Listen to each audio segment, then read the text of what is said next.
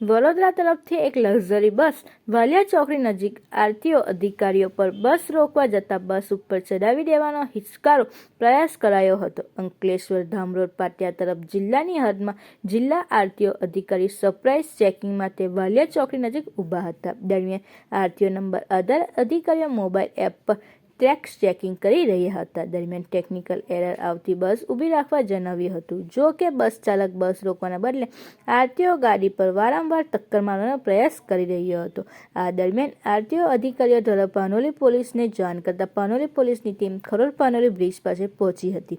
દરમિયાન બસ ચાલક બસ બ્રિજ નીચે ઉતારી એપ્રોચ રોડ તરફ ભગાડી હતી, જે જોતા આરટીઓ ટીમ દ્વારા બ્રિજ ઉપરથી આગળ વધી બસ રોકવાનો પ્રયાસ કરી રહી હતી. આ દરમિયાન પોલીસે 112 ટીમે જોતા બસ ચાલક ખરોડ બ્રિજ નજીક લશ્કરી બસ મૂકી ચાલક સહિત 3 વ્યક્તિઓ ફરાર થઈ ગયા હતા.